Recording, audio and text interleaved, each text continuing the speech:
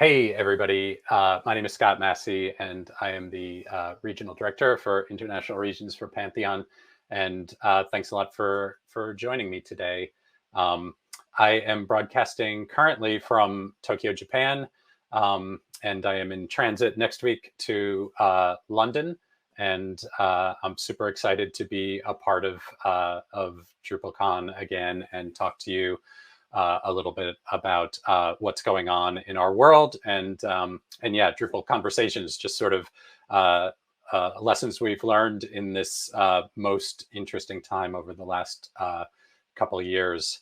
And so basically, I just want to give you a short history of me and what's going on. I've been with Pantheon a long time. It's going on 10 years now. I worked in IT until I inherited some Linux servers, and because I had that kind of background, and Drupal was on one of them, and so to do my job, I decided to learn Drupal, and then basically I changed my career, and I've been in the Drupal world ever since. I went to work at an agency in Chicago, and from there, this young company called Pantheon said they needed help with support, and I had a background in that. And so I moved to San Francisco, and I've been with Pantheon originally, spinning up and running their customer success team, which was support and onboarding and our documentation and everything associated with that, until I moved to Japan, where I worked to sort of help bring Pantheon to Asia and ANZ. And now I feel like having been to Drupal camp in Europe several times, and every time I've said we're coming soon, now I can sort of officially announce that we're going to be setting up an office in London. That's what I'm going there next week for. So by soon, I mean now. And I guess by now, I mean soon. It'll be happening soon. And then with another office in Europe to follow up, which we're still figuring it out. So I'm looking forward to hanging out with you all that I've met over the years, and reconnecting with folks and getting to know new folks in the community there, and hoping we can continue to build amazing things together. And I'm really looking forward to bringing Pantheon into your time zone, and with your people, and speaking your language as best as we can. So yeah, and so for a little just primer, in case you don't know what Pantheon is, we're this platform that offers what we call website operations, and that includes what we think is really good hosting, which checks the boxes for uptime and reliability and speed and all that. We offer for technical and non-technical stakeholders dashboards and portfolio management to manage sites and users, and make sure that sites are updated, and all the sites are properly being managed. And we also offer a bunch of tools that help developers work and not have to worry about servers, but know that they have a really strong performant environment with, sort of the fundamentals of dev, test, and live, and different platform integrations and ways to interact to do your job, whether it's a simple site using FTP or a complex site using, some complex CI/CD workflow. What we don't really make a big fuss about is the fact that, which I think is interesting, especially for you all, because you're a tech savvy, DevOps savvy crowd, is that we're actually a giant platform whose artifacts are these distributed infrastructures that have their own dev pipeline. And we spin up, someone spins up a site on our platform about once a minute. We have been running on containers since before Docker was Docker. That was my first project, was bringing all over our sort of proof of concept sites to containers. And because of that, we have 10 years worth of lessons learned, especially in terms of things like zero-day exploits, and being able to work around network outages and DNS issues that affect infrastructure teams of lesser skills than us. Also because we've been on containers, we practice this. We can deploy updates and things like that with no downtime. And I think like the average container length on our age of a container on our platform is about 45 days. And we have this massive orchestration that hopefully just instills trust that you get kind of the same thing every time, and you have an expected developer experience on our platform, and it just works well, and your customers and your clients are happy. And so yeah, here's what I wanted to kind of talk about today.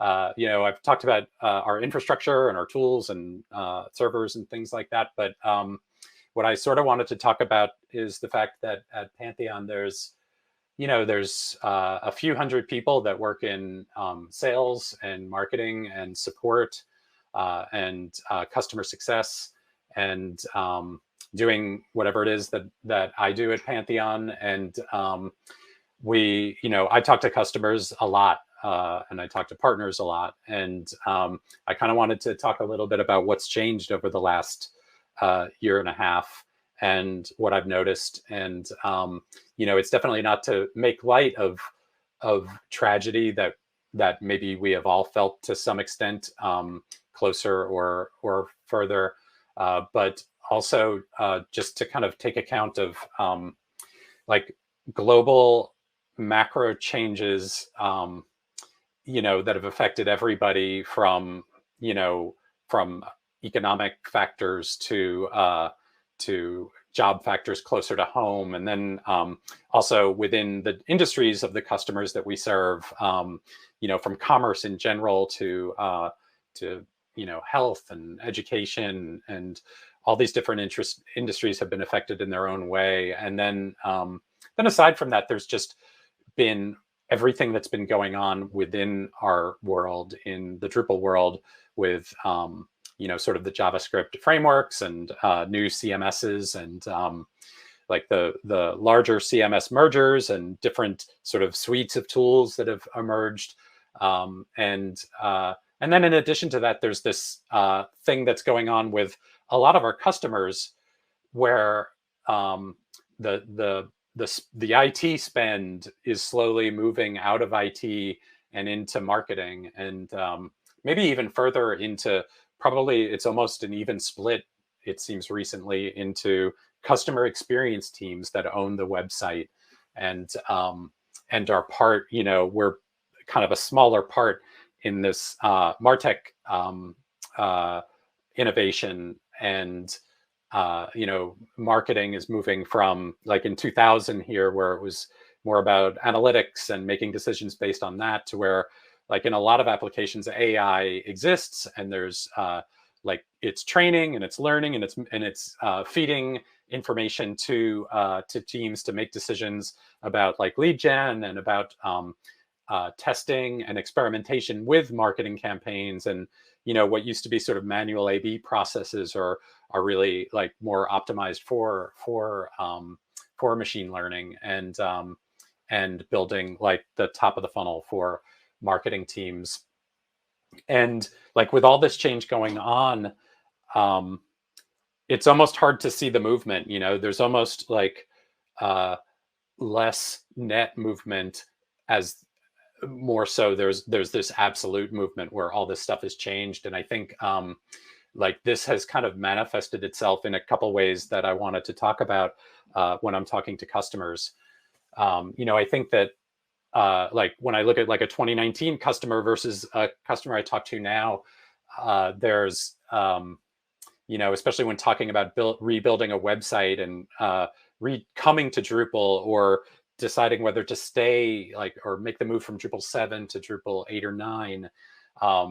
What used to be kind of long-term, kind of like a future state that's off in the distance, and sort of the promise of what Drupal can do, it's more about the sense of urgency of kind of what it needs to do.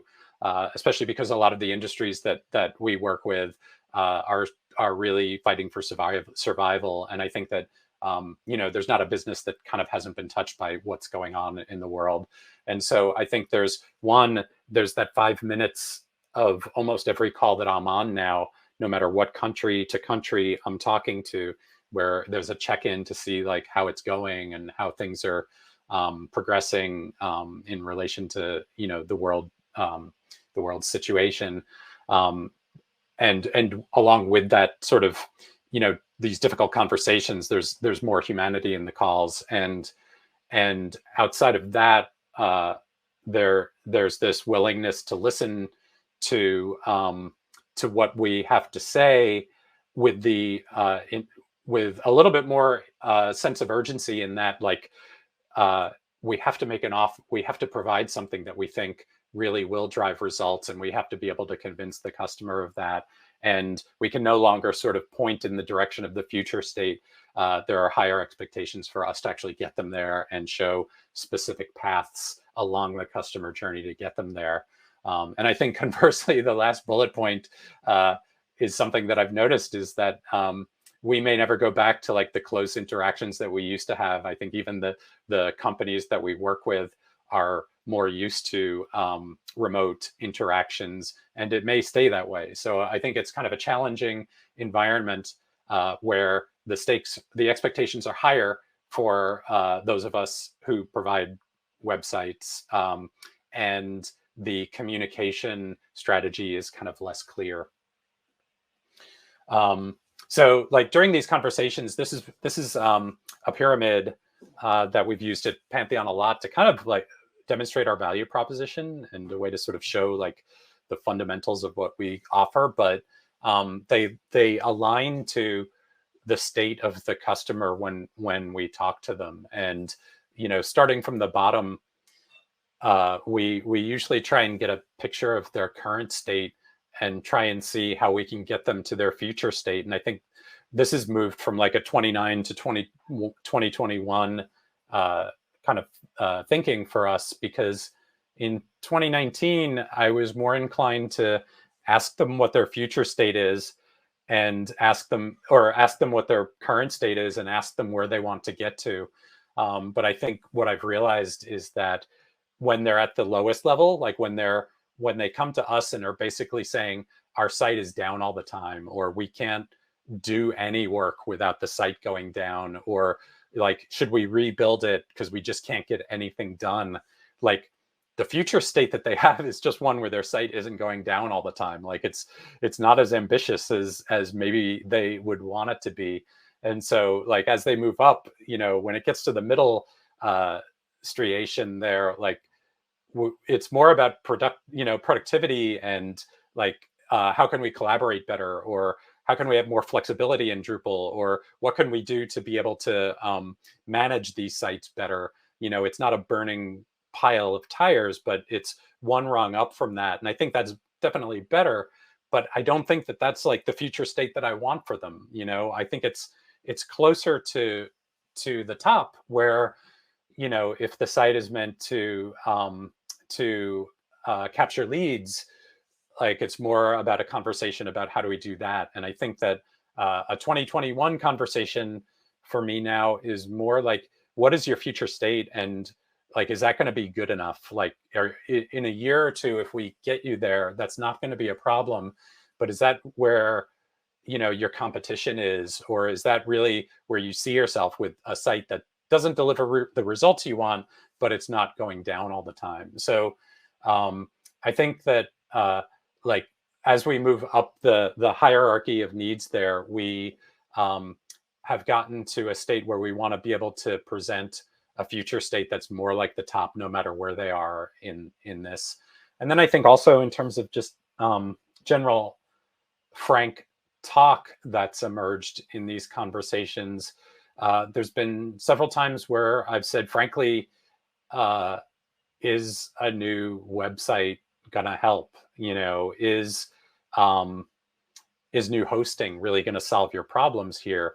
Or like, do you really have something else going on? Like, is this really a problem of creativity? Like where are the ideas? Like, I think like a really good team can take a mediocre idea and make it really good, but a toxic or a dysfunctional team can't, can't succeed with the best idea in the world.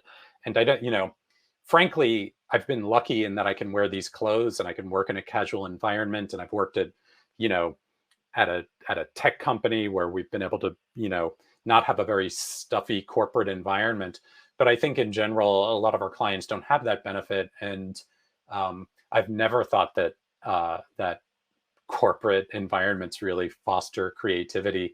And I think that one thing that I've seen is that agencies can really help teams become more creative and sort of give them the training wheels on how to be a creative team and how to get stuff done and how to take ideas and, pump them up. And I think that when I've seen people say, look, I could sell you a new website, but really the problem is like, you're trying to do all this marketing stuff, but you can't get your ideas. You hear in offside conversations or informal conversations, you can't get your ideas to production. And there's a technical aspect to it, but there's a cultural aspect to it as well.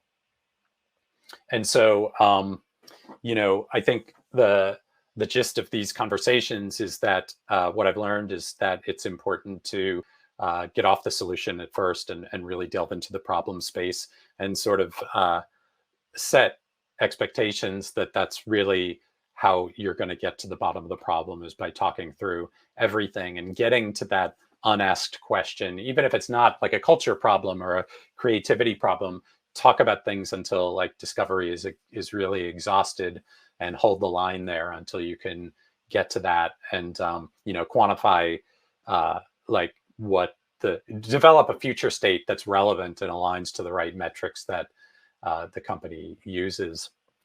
In terms where it gets really Drupal centric is that I think like Drupal is really good at these things. And,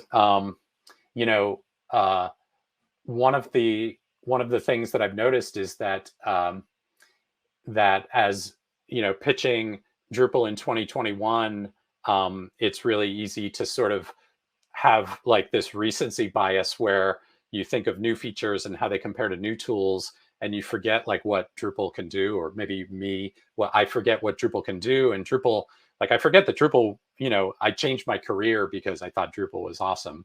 And, I was looking at this, this is from Contentful's website, and it was comparing the benefits of Contentful versus Drupal. And when you look at it, it's almost, yeah, API based from the ground up. Contentful has that. Separation between content and visual presentation. I guess that's good if that's what you're looking for. But like on the right-hand side, small projects can be deployed with little effort. Like it's open source. It's been around for years and has a large community of passionate developers. Like when you think of like this being the biggest ammunition that they could find against Drupal, like it's sort of confidence inspiring, and it's quick to, it's easy to, compare us to like a shiny new object, but it's important to remember that, Drupal 9 is really awesome. Drupal 9 on, when I actually get to use it on the platform, on Pantheon or on my local environment or whatever, like Composer is a much different experience than what I first experienced. And, display suite and paragraphs do all this cool stuff that people are using, like our customers are using in the field. And, there's so many different things that you can do. And there's people that use it for landing pages and things that you wouldn't necessarily think it can do, or you don't think of it as like optimized for, but it's doing those things. And, I think even messing with views and that sort of thing still, inspires that sort of like chill that inspired me to sort of get into Drupal in the first place. But I think that, in summary, I think when we talk about Drupal, I have to remember that Drupal out of the box is amazing. And, in spite of that, it's still, in this day and age, I think it's still something that requires even more guidance and a path to success, and an agency to be part of the mix, to help a customer succeed long term. It's not something like a gym membership where you can sell it and you say, well, good luck with that. The same results can happen and have happened where there's not that that steady hand to guide people. But I think that's true with a lot of other solutions. And I think that the Drupal world, because of its nature and because of the relationship that agencies have to Drupal, it's much better placed to be able to address those situations.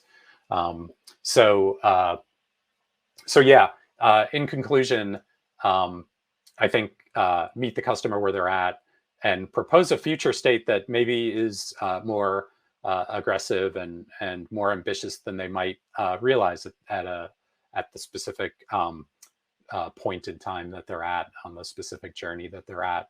And also leave them with a creative process that that helps make good ideas into great ones, into launchable ideas, into evergreen ideas that turn into campaigns that last and web properties that last. And remember that Drupal is good, and it's really good, and it's still an amazing product that I think stands up to anything else on the market. And with the right human touch, it's really one of the I think it's an awesome tool. And yeah, so that's what I got. And the last thing that I wanted to mention is I'm going to be in the UK, and we're hiring. So go to our website. If you see a role, apply. If you don't see a role that you're interested in, shoot me an email with a paragraph or two on why you're awesome. And like I said, I've worked at Pantheon for almost a decade. It's been a wild ride. Opening up a new region and starting from scratch is going to be even more of a fun ride. We get to do it in our way. It's almost more like a startup, and I'd love for y'all to be a part of that. And yeah, if not, hit me up. I'll be at DrupalCon. I'm in Tokyo, so I'll be as long as I could stay awake, I'll be here. So yeah, I think that's about all I got. And yeah, I'm happy to take any questions about the platform or personal issues or anything else on your mind.